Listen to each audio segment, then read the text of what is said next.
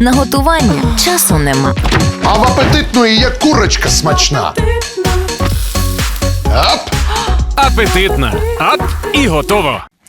Третій день у Херсоні не вщухають емоції та святкування з прапорами, фаєрами, українськими піснями та частуванням правоохоронців і військових. Місто зустрічає і регіон. Починають оговтуватися херсончани від злочинного російського режиму. А військові і спецпризначенці здійснюють зачистку території, знаходять схованки окупантів зі зброєю, покинуту техніку і показали нарешті славнозвісну Чорнобаївку. Військовий аеродром, куди рашисти постійно привозили техніку і особовий склад, і де постійно отримували вогневу відповідь від ЗСУ. Водночас росіяни продовжують тероризувати мирне населення, обстрілюючи його щодня. Яким увійшов в історію 263-й день Великої війни, розповість Олена Рибінська.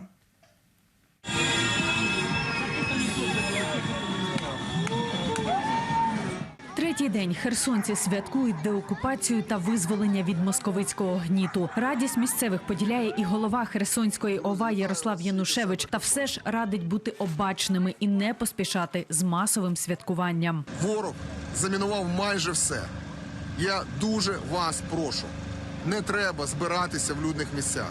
Більше того, завтра, 14 числа, будуть проводитись розмінувальні роботи в центрі міста. Тому я вас дуже прошу не заїжджати в центральну частину міста. Стабілізаційні заходи у Херсоні розпочала Нацполіція. Правоохоронці роблять усе можливе заради безпеки містян і правопорядку. Місцеві зустрічають українських захисників і поліцейських, пригощають обіймами і подяками, а також гарячими напоями і випічкою. Героям слава! Ми вас чекали! Поки що таким... Це ми вам дякуємо. Дякуємо.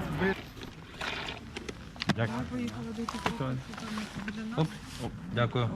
Водночас Сили оборони України в Херсонській області збирають покинутий росіянами так званий ленд-ліз. Наші захисники знаходять техніку, вцілілу і знищену, склади з боєприпасами.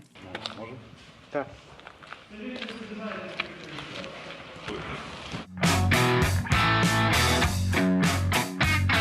А це склади з награбованим українським майном, теж покинуті московитами. Те, що додавало ще більше сили віри в перші тижні великого вторгнення – так званий серіал «Чорнобаївка». Тоді, у лютому-березні, чи не щотижня Сили оборони завдавали влучних ракетних ударів по скупченню російської техніки на військовому аеродромі. І нині це легендарне литовище остаточно визволене від загарбників. Нагадує про москолоту лише металобрухт із рашистської техніки та вирви від вибухів. Нині Чорнобаївка, на думку військових експертів, один із символів успіхів українського війська та розгрому так званої Другої армії світу.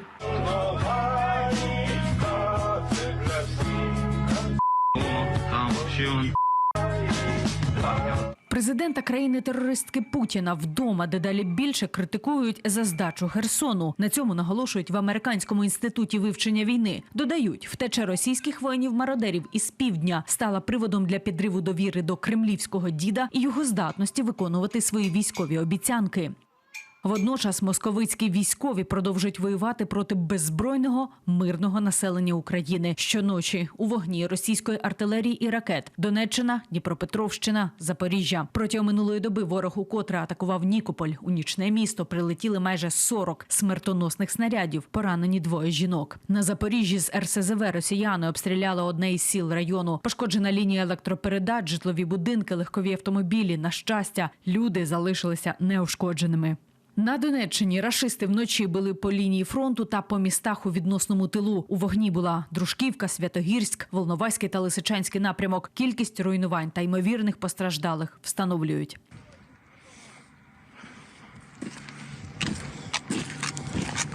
Руйнування переправи через Дніпро Антонівського мосту показали з висоти пташиного польоту. Його підірвали російські окупанти, коли тікали з правобережжя Херсонщини. Сьогодні ж на вцілілій частині замайорів прапор України. Як зазначили військові, що вивісили стяг на переправі, це на честь усіх захисників, котрі не дожили до дня деокупації Херсону.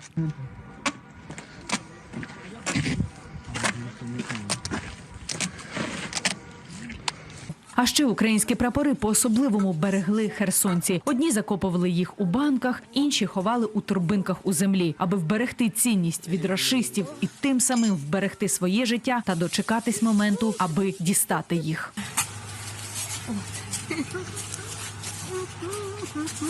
Оксана Погомій, активістка громадської організації «Справа громад», під час окупації залишалася у Херсоні, допомагала місцевим та вірила, українське військо все відвоює. І за понад 250 днів від моменту захоплення рашистами зустрічає однодумців на своєму подвір'ї. Погомій Оксана.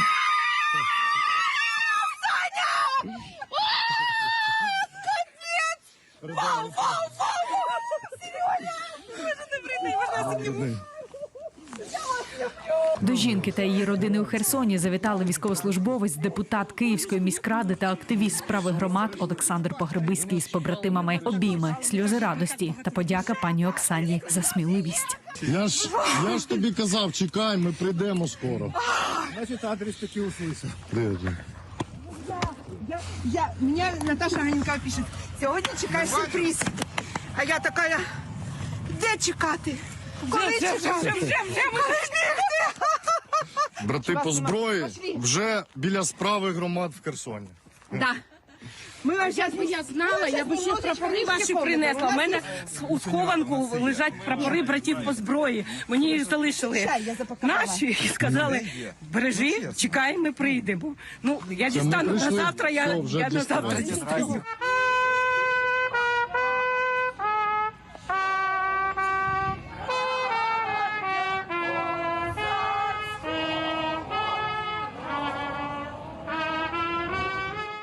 Олена Рибінська, 5 канал.